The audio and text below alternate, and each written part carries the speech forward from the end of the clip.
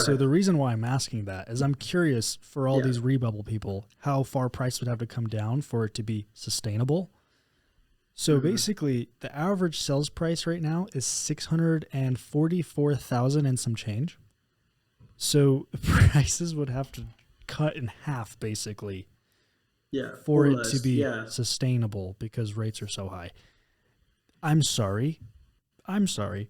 That's just not going to happen. If there's already this many people wanting to move at an 8% rate at almost a $700,000 purchase price, there's going to be a whole heck of a lot more people that want to move at a $350,000 purchase price, even at an 8% rate. That's alrighty, boys and girls. It is Alex with the Everything Utah Real Estate podcast, and as always, have the co-host on, Oscar. There's quite a lot of things that have happened the last couple of weeks, so we're just gonna be chatting about them. Oscar, what's new with the land of mortgages? I think rates are Yeah. not very good right now. Yeah. They're not. It's not super fun. So recording this as of October 23rd, so end of October, to give you kind of a point of reference. But where we're at right now is kind of been bouncing around kind of in the sevens for quite a while now. And really this last week that we're coming off of kind of broached into the eights, just like around that 8 mark, which is not fun, not a fun place to get to. So um, what's going on, why are we here, what can we expect in the future. Lot of different, bunch of different things, but boil it down to there are two main,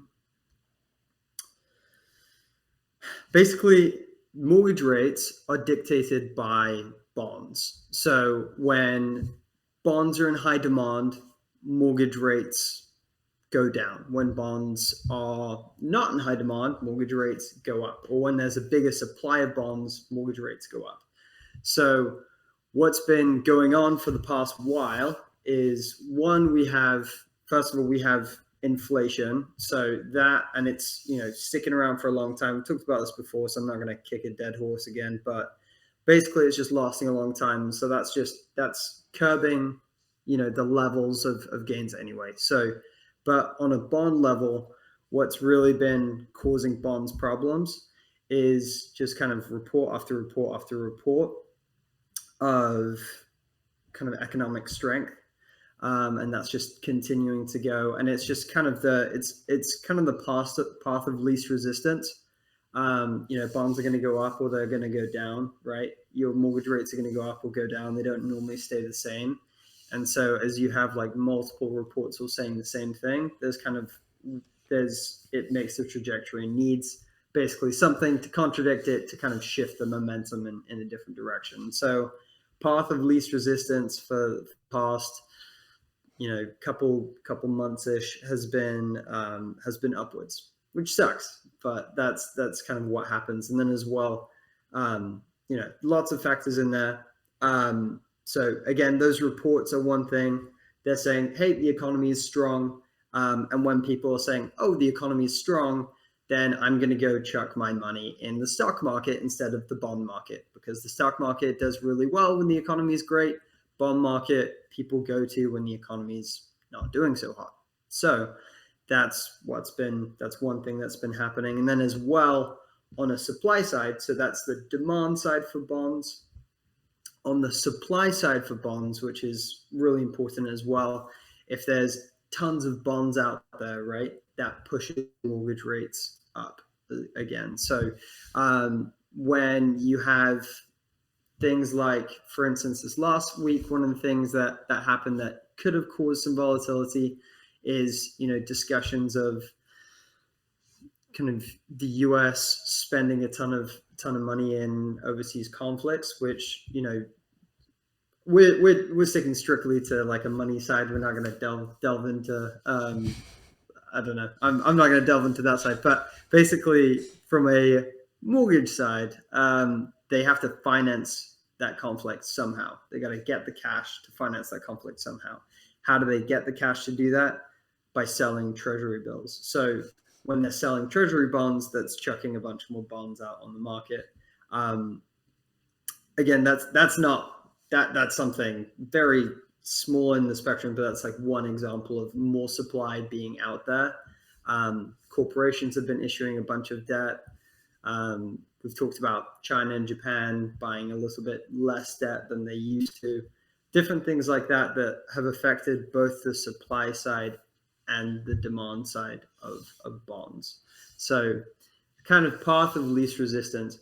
As we've gotten to higher yields though on those bonds, they're going to become more attractive to investors. And so, there's a limit to how high we would go before investors are saying, these are awesome. Like I can get these bonds at this yield. And so they swoop in and they turn the other direction. So I really don't see it going much higher, any higher than roughly where we're at, because there's that threshold. So it's like for a 10-year treasury bond, kind of the 5%-ish threshold, which is close to where we're at now. We've come quite away from where we're at. That 5% threshold is really attractive to investors. And so as we've gotten close to that mark, like there's been a bond buying that's pushed rates kind of back down. So I don't see us going much higher than this point than where we're at. But we're gonna need some mortgage friendly reports for us to kind of get a trajectory going down. Yeah. So that's kind of what's been going on. Do you have like questions on that, or like what are your thoughts on that? Because my whole understanding is the biggest impact of interest rates of like, okay, like bond yields, which, interest rates or whatever, is like inflation, right? So yes. What's happening is like we're getting, great reports, like our economy in terms of like jobs and unemployment and this, that, or the others, we're doing good, but that's not a good thing for rates, because that good thing because the Fed's trying to peg inflation, and we're doing pretty good. We're at like what, 3 something? It depends whether we're talking about headline or core. So headlines, everything. Core takes out food and energy, because food and energy are just super unpredictable and bounce around a ton anyway. Yeah. And so there's only certain like core is really like what the Fed can control, and core we're in the low 4s. 4.1 I believe is what we're currently at. And what's headline? Which is way lower. Go ahead. What's headline? Headline is, I think it's 3.9. Give me 1 second. But headline core hasn't bounced up very much. Headline, the last 2 reports have gone up quite a bit higher than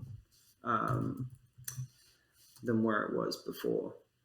I'm spacing on headline because I normally only care about the core. You're good. But the reason I ask is just because like rates are, affected by that mainly. And we've come down like a pretty good amount from like where we were before. So it's whatever the Fed's doing is working, but it's not working enough, because every time, a good job report comes out, that means inflation could come back up, which is why rates are reacting the way they are, right?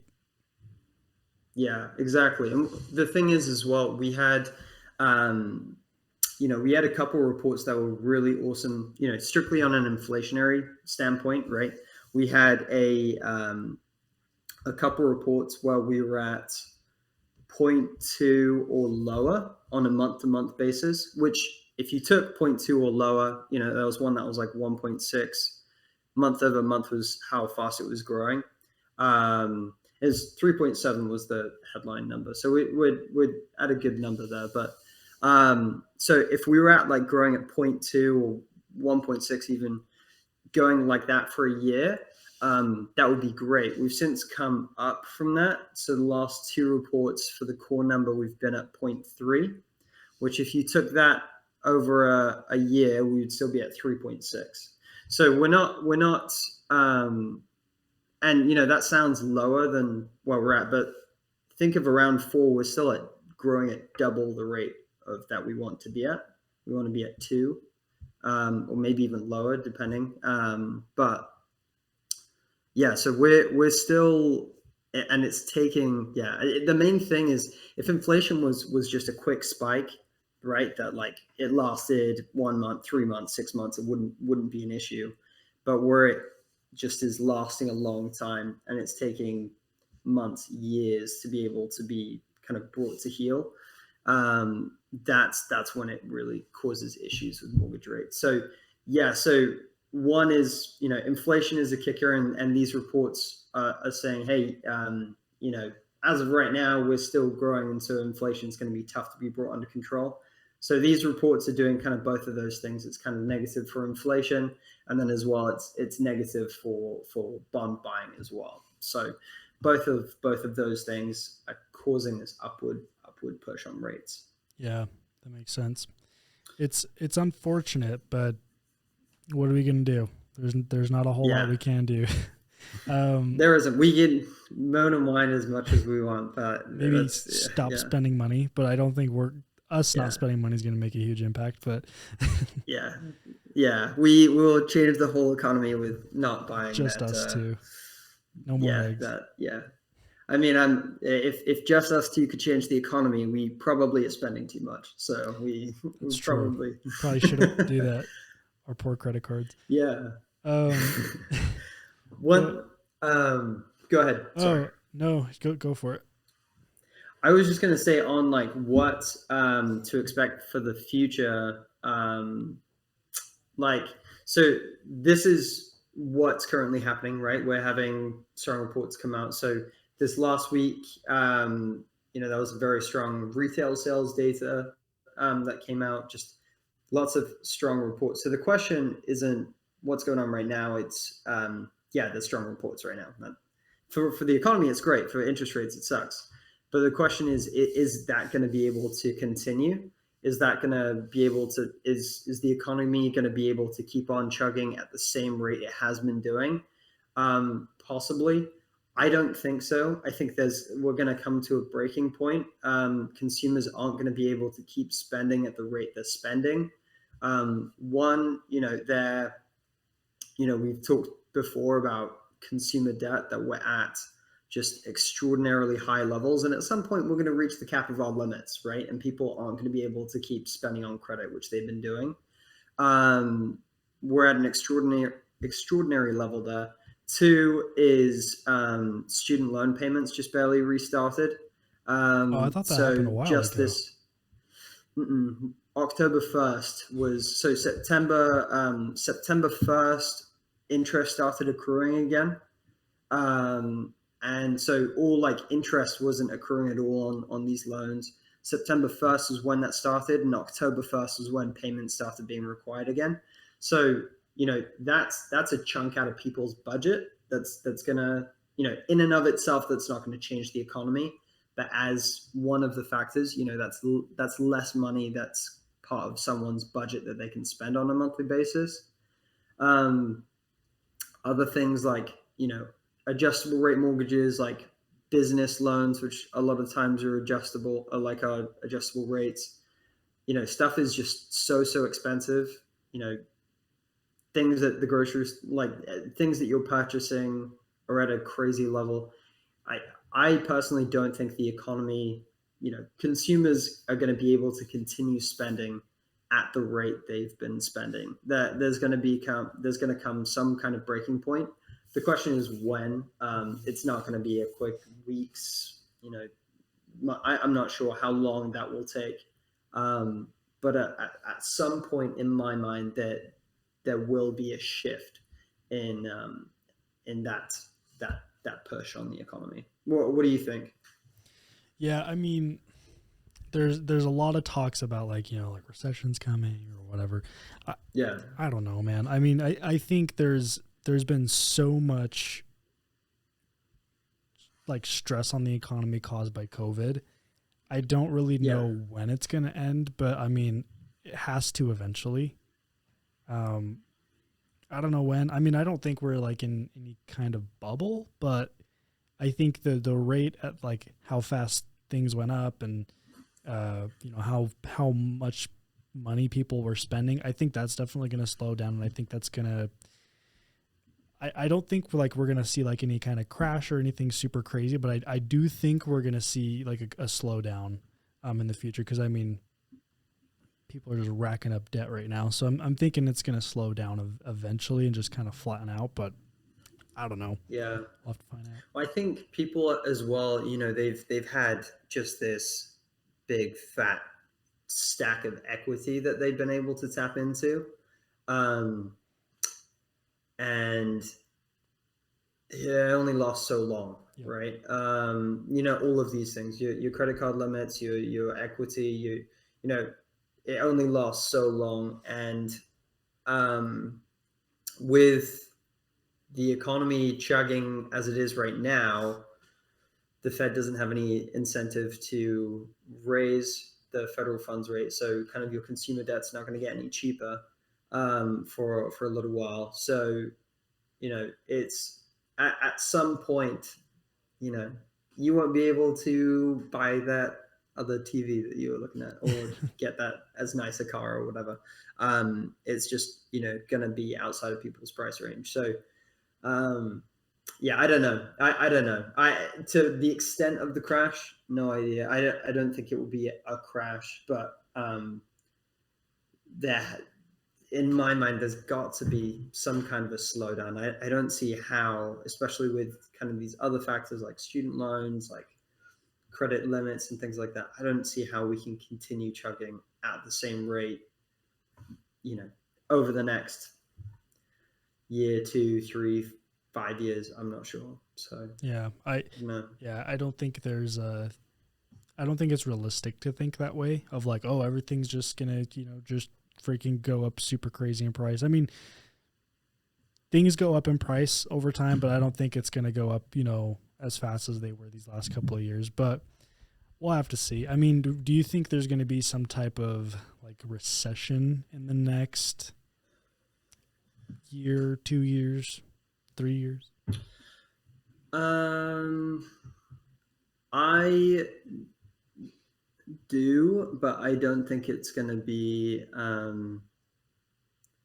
I think it's going to be like a soft recession. I would say, we called the '08 crisis like the Great Recession. I mean, if there's like a mini, I don't know what the opposite of a Great Recession is, but it's still a recession. Like just the not so great recession. Yeah, the not so great recession. The boring recession. Yeah, exactly.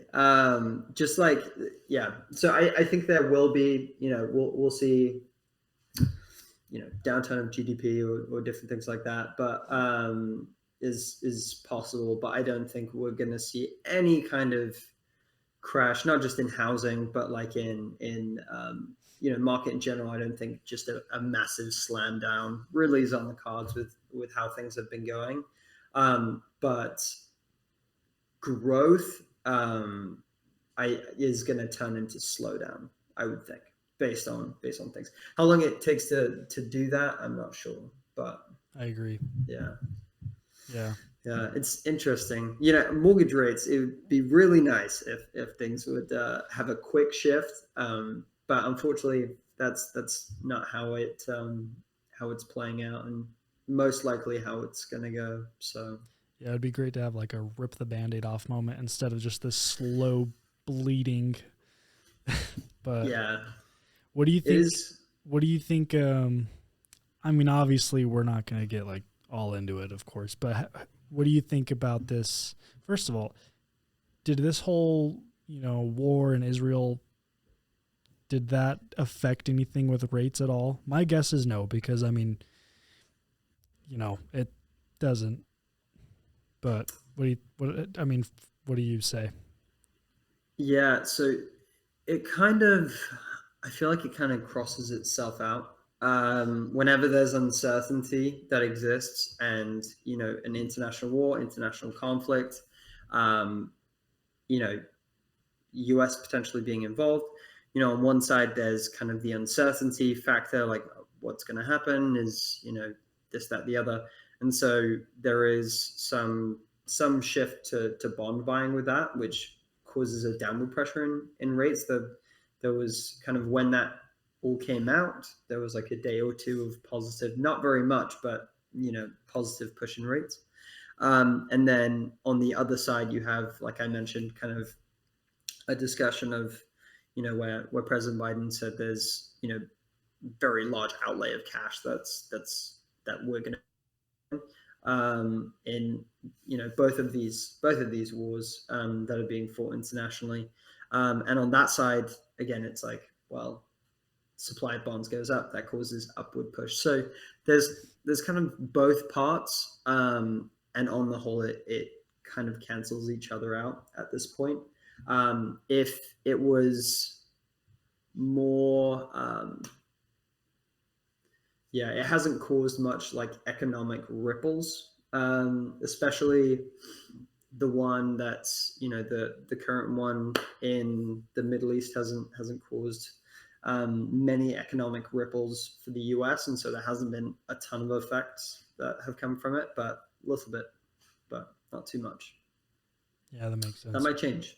Yeah. If it was like we were directly involved in the conflict, there might be more ripples that we would see on.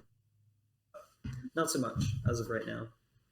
So yeah, that makes sense. I feel like it's so far away, and they fight so often that it, like, people are kind of used to it at this point, where it doesn't really do much. I don't know. I mean, that's just, yeah. Don't get me wrong. There's like it's disgusting what's going on there, like atrocities going on there, but like from our economic standpoint, it's not really changing anything. Although one weird part, so I don't know how this affects anything other than just my tiny little world. And like, don't get me wrong, like, I'm not trying to downplay like what's going on with Israel at all. Like, both sides, what's going on is absolutely, it's bad. Like, it's not a good situation. Yeah. But this did happen. So I go shooting quite frequently. I like shooting guns. That's my thing. The U.S. military, well, actually, Biden kind of told a lot of like the largest ammunition manufacturers in the country to stop selling to civilians, because they purchased like billions and billions and billions of rounds. So basically, if you're looking for, ammo, it's very difficult right now, and prices went up like 25% in Wow. 3 days, literally 3 days. I bought a case of ammo for $440. That same case of ammo, 2 days after I bought it, went up to $593 or something crazy. Talk about inflation. Damn. Yeah. All right. Yeah. So, I mean, I don't know. I mean, I don't think ammo is a big enough thing to really cause inflation at all, or like to really affect it at all. I don't know. Do you have any insight of that? It'd be such a small segment. Like, most of comes down to just housing, something like that. So it's not house prices, by the way, because inflation only it's looking at consumption, and buying a house is an investment, not consumption. So it's looking at rent, or like if you rented the house that you own, what you would be paying in rent. Basically, that's a huge portion. So it could be causing a rise in other factors, but I feel like it would be eaten up in kind of the bigger areas.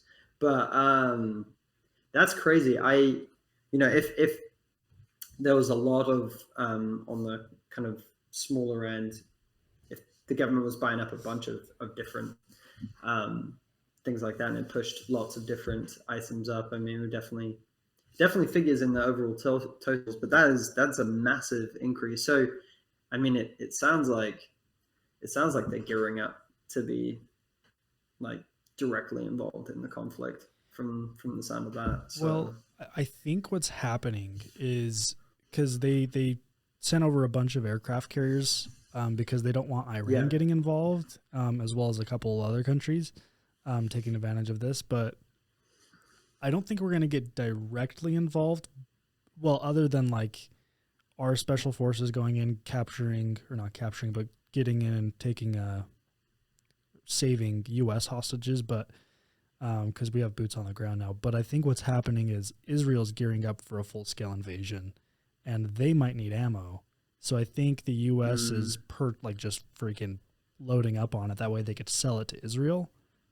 I don't know, though, because I know we give them a ton of stimulus for their military, but that's my guess.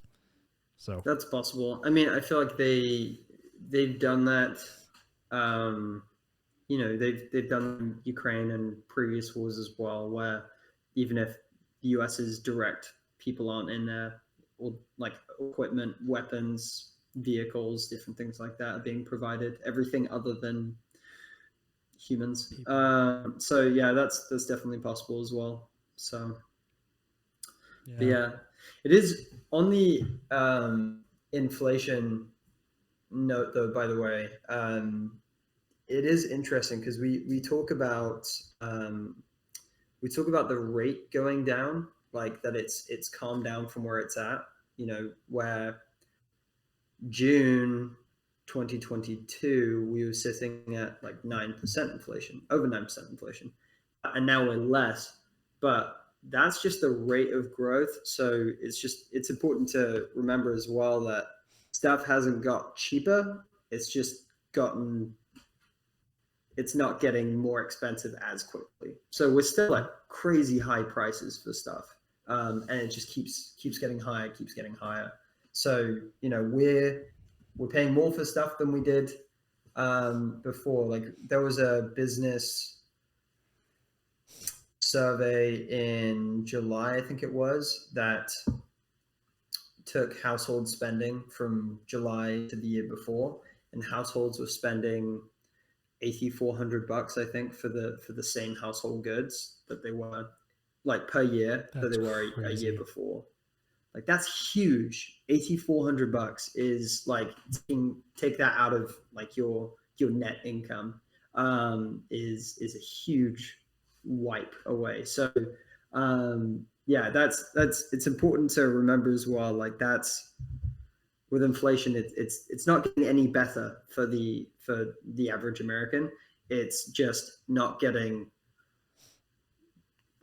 even more terrible as quickly as it was before. So yeah, which really sucks. And that's actually a good thing to bring up because I've had like I scroll Instagram. I've had a lot of things pop up on my feed where it's like, oh, inflation isn't 2% or inflation isn't 5%. Look how much higher eggs are now versus what they were 5 years ago. It's like, well, it's because the inflation rate is the rate of inflation, not what prices are at, right? Like it's not like in order for prices to come down, we're going to have the opposite happen, meaning deflation, not inflation, right? Because inflation, if it's positive, means rates are increasing. Now, if, inflation's 10%, if you buy something for $10, it's going to go up $1, right? Versus if inflation's 2%, it's going to go up like 20 cents. So that's kind of what it is, but it doesn't mean if like inflation went from 10% down to 2%, it doesn't mean that the prices went down, just like you said. It's just that the prices aren't going up as quick, which is a very good thing to note because a lot of people don't know that. Because we had like the first year when like inflation went super crazy, it was like 7%, and then it went to like 10%, and then it was like 8%. And then now we're kind of going down. So that's still in the prices. Yeah. So prices went up like 25%, like in a couple of years. And in order for them to come down, we're going to need deflation, which I'm actually curious. Do you think when we inevitably have a recession, do you think we're going to see deflation? And do you think we need deflation, or would it be better if we had deflation versus if we didn't? I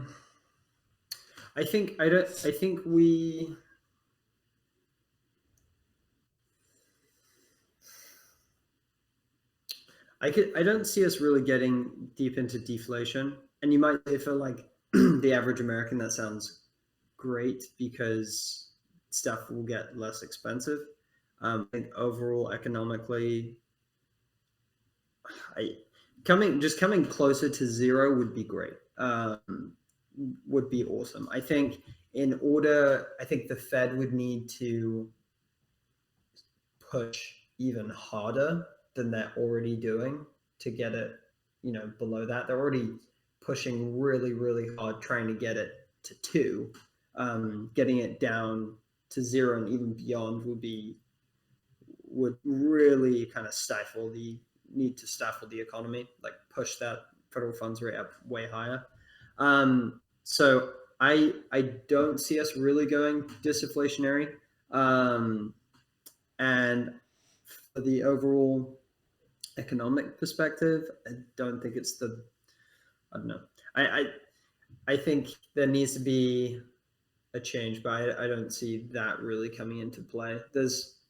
We're having a hard enough time getting down to two. So I don't know. What do you think?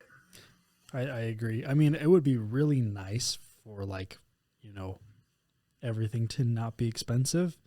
But I think there would have to be a lot more things that would have to happen other than in a recession for, a substantial enough amount of deflation to really make an effect.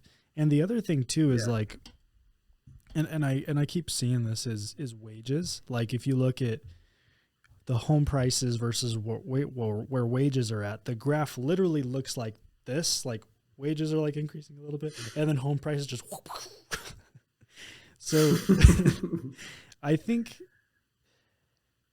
I don't know. I don't really know what the right answer is, because if you start paying people more, people are going to have more money, which means inflation is going to increase, which means the prices of everything are going to increase. But at the same time, you can't really get paid $20 an hour anymore and do well at all. So what do you think is going to have to happen? Yeah, I do think so. I think first and foremost, inflation needs to be brought kind of to heel. We need to get to that 8% mark, and there does need to be an increase in wages. We've talked about how there's not going to be a big drop off in house prices, and affordability is just so poor right now. Like it's really hard. A good it used to be, I remember hearing, staying where your monthly payment is kind of in the 20, 30, mid 30s kind of range of your monthly debt, your gross monthly debt was like, that's where you want to, that's where you want to be. Like, you don't really want to be. And it is so hard to actually get that with how expensive homes are and where mortgage rates are at right now. I'm going to cut you off really quick. I'm sorry. I don't know if you know it off the top of your head. I don't want you to have to do like a ton of math, but like, let's just say the average home price right now is $650,000 in Utah. Yeah. Without like a buy down or anything, where would you need to be with like, I don't know, 20% down? Where would you need to be like, oh my God, my words. How much money would you need to make every year for it to be 25% of your take home? I will do the math right now while we're talking. Perfect. And let's say I'm gonna guess 180,000.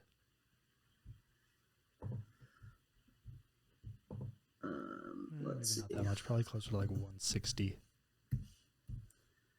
I don't know. Let's see. Okay, so not including taxes and fees. Are we including taxes and fees in this? Well, I mean, you have to, because that's let's say yeah, that's fair. So I'll but just so if we're doing like a $650,000 home, and let's say we're at an 8% interest rate, so not including like taxes and fees or anything like that, to get to a 25% mark, you'd need to be making $15,250 a month or $183,000 a month. Oh my God! So my first was right. That is freaking crazy, dude. So that's before taxes. So really, after taxes, it would be close to 200,000. So it's with just affordability is just so difficult right now with just how quickly things have gone up. It's That's made it really really difficult. And the hard thing as well is um, you say, well, okay, we just don't own. Its rent has gone up by a ton as well. Like not quite as much. You won't be spending quite as much to get to get the house, but you're still going to be spending a ton, and it's going to continue growing year over year. So it's you might not be spending quite the same amount if you're renting now as if you were buying, but 5 years down the line, your rent could be higher than that, and your mortgage you might have been able to refinance and you're paying less. So but yeah, as of today, just affordability is just crazy. So there does need to be some kind of wages that like, kind of going up that are compensating for that difference. But again, you raised a great point. Inflation, that just think of a big part of what has caused this inflationary environment that we're in is the amount of cash that was put into people's pockets with kind of stimuluses for individuals and businesses that put a ton of cash in people's pockets that they went and spent. And, that was one of the things that caused prices to go up, right?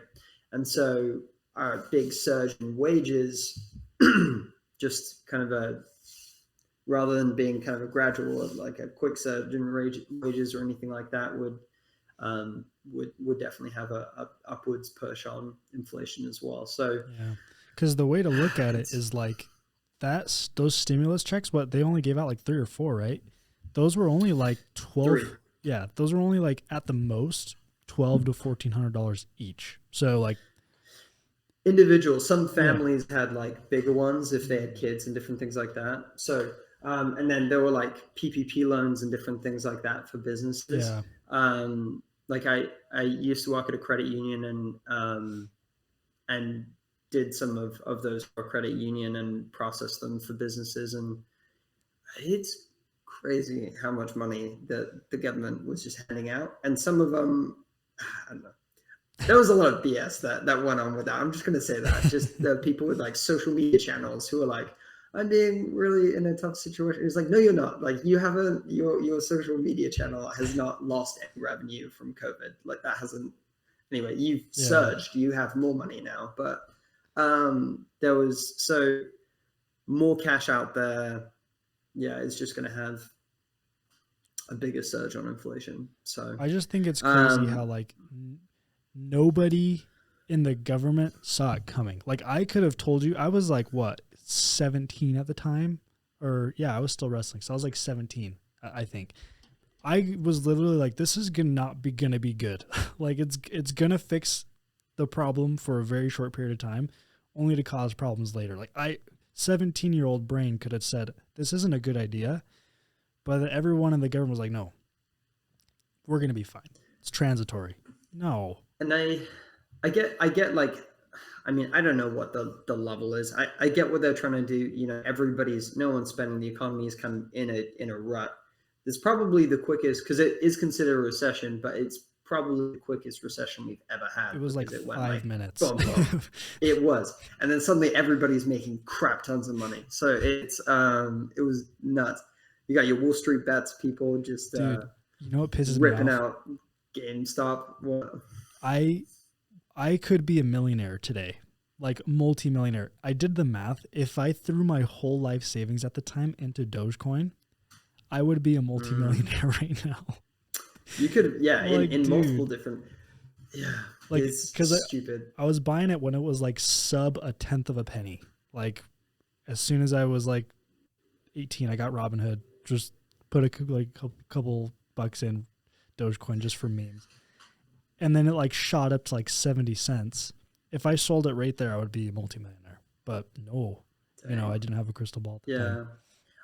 I know someone that, anyway, there's like a stock that I was watching and it went down to like $3, and I was like, I don't know if they're going to go out of business, and so I didn't. I thought about chucking my money in there, and I didn't. And then a couple months later, it was worth $150 a share, and I was like, No way. dang it! Which one was it? It was Overstock. Overstock. So they surged up. Now they're Bed Bath and Beyond, but oh. So but there was quite a few. It's crazy like that. That period was a weird period where a lot of people made a lot of money, which is part of why we're in the situation we're at right now, where people made just, there was government stimulus, there was just stupid money that was made on investments and different things like that. And then, people got a crap ton of equity just slid on their, front doorstep. And now they've been spending all of that, and that's partially where we're at. But again, as I said from the top, there's a limit to those funds, right? Yeah, you can only grow at like 50% a year for so many years before you start coming down. Yeah, if you're getting, I don't think even Warren Buffett gets that. So, yeah. But it's, yeah, I mean, that would be insane. That would be a pretty good rate of return. But I was on the kind of as a tangent. So what were you gonna say? You were about to say something. No, I was just saying I wish I had a time machine, dude. Oh my god, I'd be so rich right now. if I could, yeah. If I could see even just like 5 seconds in the future, 10 seconds in the future, you would make so much money on the stock market. Oh yeah, dude. It would be insane. So all those spikes. But yeah, anyway, it was a fun time. I really enjoyed. That was a fun time to be a trader. You couldn't lose. Well, you could if you were really stupid, but you had to be literally brain dead to lose money in the stock market. Yeah, I mean, because everything you pick a company that's half decent and it's worth a fraction of, it's being sold for a fraction of what it's worth. So you just bought and sold, or for a while, and you got it. We're not in that market now. You can't just swing an easy investment. So, and you're actually wrong. You're wrong. You didn't even have to pick a good company. You could literally like sell options on GameStop and Bed Bath and Beyond and be like a millionaire in 2 days. Like, dude, that's true. I take that back. You didn't even need to pick it. You literally could have picked a company that's almost dead in the water. Like, I don't know how GameStop isn't obsolete, but anyway. Yeah, but it's crazy. And that's, so yeah, as all that cash, now we're in this place, and we're kind of, it was a fun time. For people in real estate, it was a fun time. Everybody was getting in, buying tons of houses. It, like, all across investments, everybody was diving in. And now it's a different environment completely. And yeah, stuff's more expensive now than it was back then. Stuff's gonna, I saw a chart actually that showed since the Fed was created, and inflation, we're talking about how it like grows over time, that it's like, if they're aiming for like 2%, 3%, whatever, in that range. And since the Fed was created, the cumulative inflation is something like 2,800%. So like they've been around since 1914, but just, when you think stuff's getting, inflation rate's lower now, stuff's getting, it's not, it's getting a lot more expensive because we're just building on previous years. So from the foundation of the Fed until right now, we've built on 2,800% over time. So it's, it adds up. That's for sure. One thing that I've been seeing, and I feel like, do you know what Reddit is? Yeah. Okay. I don't use it very much, but every now and then. That's fair. So there's this community called Real Estate Bubble, Rebubble. Okay. A lot of them are like, what I hear a lot is like, like interest rates are pretty average. Like, this is where they're supposed to be, like historically or whatever. And I feel like like if you take an average over the last 40 years, yeah.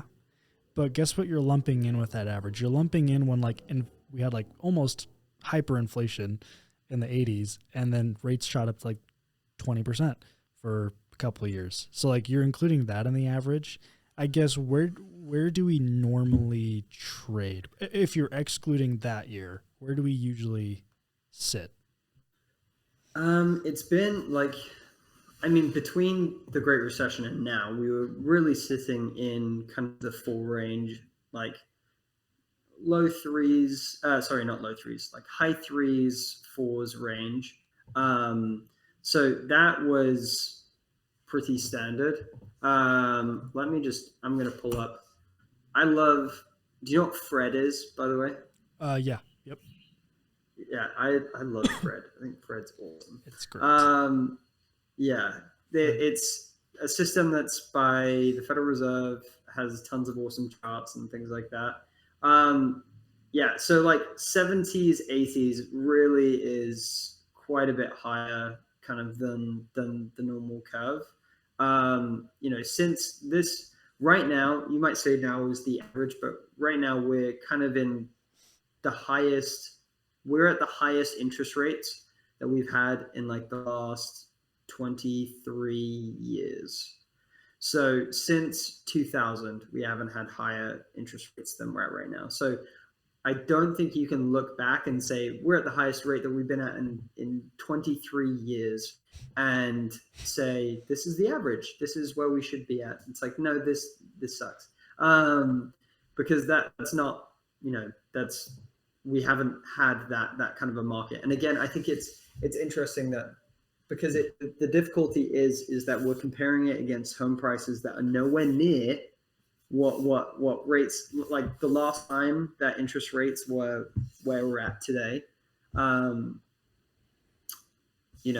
last time, yeah, we were in kind of fives, sixes during the 08 crash, low sixes, high fives, and then coming out of it like low fives and then down to the fours and threes. So we're far ahead of the 08 crash. We're above kind of the dot-com bubble in 2000. So pre-2000 was the last time that we were this high on interest rates. So no, I would not agree. We're not, like you said, kind of you're averaging in, that period during that crappy time in the 80s. But aside from that, no, we're much higher, and home prices just make it so the affordability is just so crappy right now. So let me ask you another question. Sorry. And this may require some additional math. So going back to the DTI ratios, to stay at 25%, assuming rates are exactly where they're at right now and they never go down, how far would home prices have to go down for your DTI to be 25%?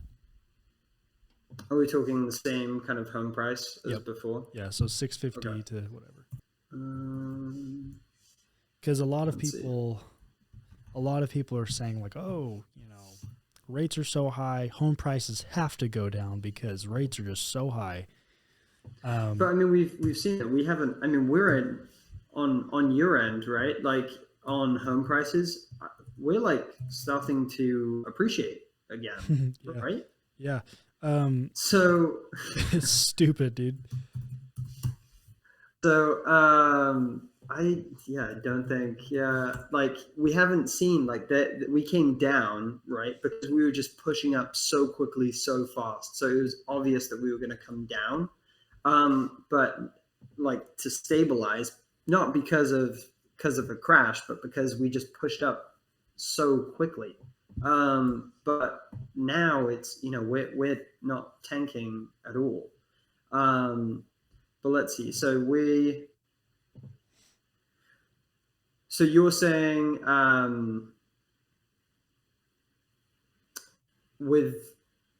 sorry, what was your question again? I'm spacing. No, so you're good. saying, with what with what income were you saying that it was going to like be at 25%?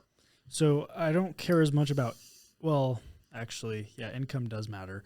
But I'm curious, like, Yeah. how far home prices would have to come down for your DTI to be at like 25%, assuming, well, I mean, we could take like the median income of Utah. So yeah, we could do that. Yeah. So we could just say like 100,000 instead. Yeah. Right. Yeah, that works. So let's say we're at 100,000, and again, kind of that 25%, we were just looking at the mortgage payment. We weren't looking at taxes and fees or anything like that. And we were just chucking in an 8% rate. We're just using that as a benchmark to calculate numbers. So, but let's say we're doing, so $100,000 property. If you're making $100,000 a year, 25% of that would be 2,083. So about $2,100 a month right now. You are not getting anywhere close to a $2,100 a month payment for a $650,000 house. You would need to go to, let's see. So when we talk about income too, we're not just talking about like what you're making. If you have a spouse, you include that. It's like household income. Exactly. So like, don't worry. Yep. You both don't have to make 100K. It's just like both of you. But yeah. So if you're making, if you're making each around like 50,000 a year or something like that. So, 20 something an hour. So it would be the equivalent of, and let me take in the, 1 second.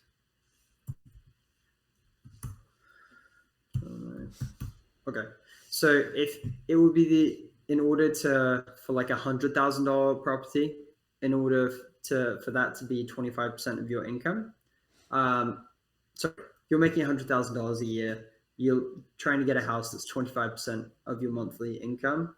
The difference would be a $350,000 house that you're putting $356,000 you're putting 20% down on. So that would be a $285,000 mortgage. So that is almost cutting the mortgage in half. So prices. So the reason why I'm asking that is I'm curious for all these rebubble people, how far price would have to come down for it to be sustainable. So basically, the average sales price right now is $644,000 and some change. So prices would have to cut in half, basically, for it to be sustainable because rates are so high. I'm sorry. I might be going off on a little bit of a, tangent here. That's just not going to happen. I'm sorry. If we have a crash as bad as 2008, we're going to be lucky to see them come down any more than 20%, because that's how much they came down in 2008 is 20%. We had home prices at their peak. We've come down almost 10% from the peak. Before they started going back up.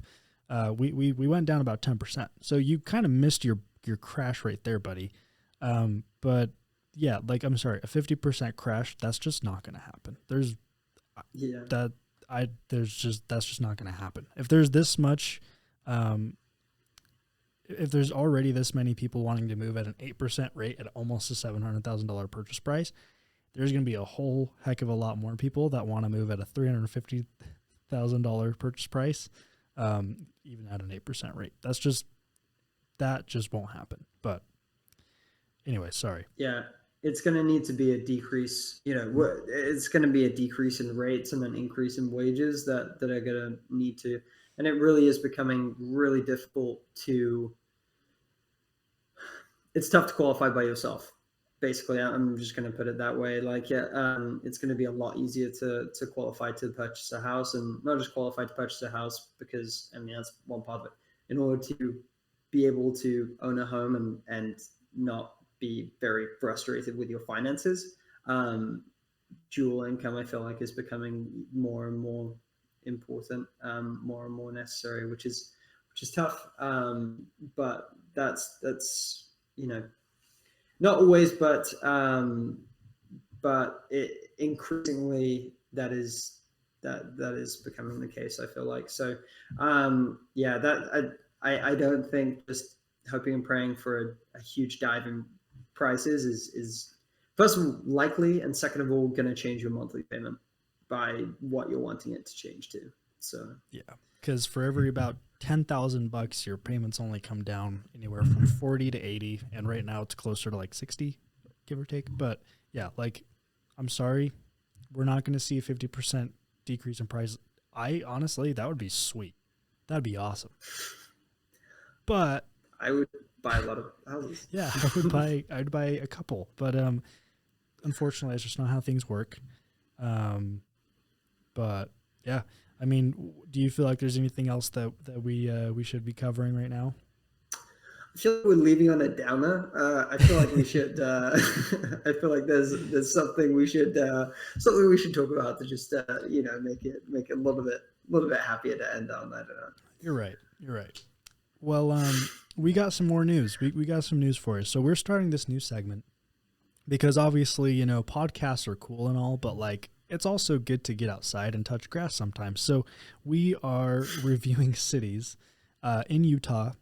We're going to be talking about, what are some things you're able to do in the cities, some cool stuff to do, where to go, where to eat, as well as reviewing different homes at different price points, just to kind of see what the city's all about. So we have a new segment coming out. It's going to be, we should come up with like a cool name, like I don't know, something cool, like boots on the ground. But that, I don't know, that's kind of weird. We should like yeah, a little bit with the current military stuff. Maybe it's probably not the best. Maybe come up with a different name.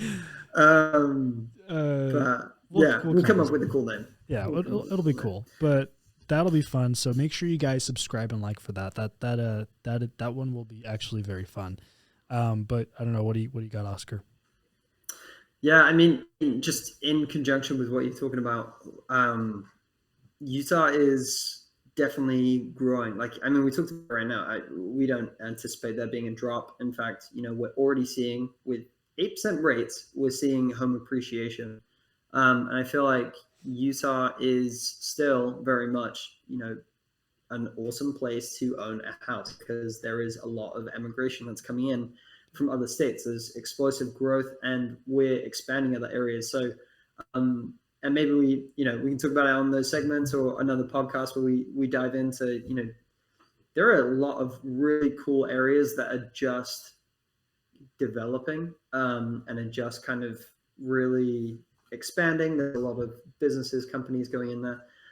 Utah is a great place to own a house and a great investment as well. As we do expect stuff will get, prices will go up and different things like that, which if you by 5 years from now, that will suck. But if you had bought ahead of that appreciation, it's really going to be in your benefit. So, Utah is awesome. So that's all I got. I feel like that's a little bit cheerier than just being like, hey, we need a house crash, and that's not going to happen. But yeah, there's definitely pros out there. So yeah, and that'll be fun diving into those different cities. But yeah. Alex, it's awesome chatting with you as always. I agree. Even if I wish we had happier news, but I wish we could say this. Like, how all these builders have like preferred lender incentives. I wish we could say, hey, our preferred lender incentive is we can get you a 2% rate forever. So like, come with us. That would be awesome, dude. Yeah, free houses. Yeah. Why don't you do that, Oscar? Come on. Yeah. Okay. Yeah. Sorry. I'll buy 50 properties and just give them out for free. Yeah. That'd be great. No thanks. But yeah, it's always fun to hop on and chat and dive in, even if it's not the cheeriest of news, but it's important to not be naive and not be and to understand kind of, we can have a positive outlook and say, hey, we can see light down the road in the future at some point. Right now it's not crappy, but keeping up to date with what's going on, making savvy financial decisions, getting yourself in a great position with investments, with home ownership is going to set you up for positive stuff in the future. And I love hopping on and being able to discuss it, and hopefully, provide some use out there to educate people on buying a house. Yep. And it's important to be honest too. Like, we're never going to come on and like blow smoke and say, oh, blah, blah, blah. No, like everything we're saying, like, we fully believe. Like, it's just important to just be honest with people, because that's how business works, right? So, yeah. Anyways, we have nothing else for you. We always appreciate your time. Thank you so much for watching. Make sure you guys stay tuned for the new segments coming up on the YouTube channel. But yeah, we got nothing else for you. See ya.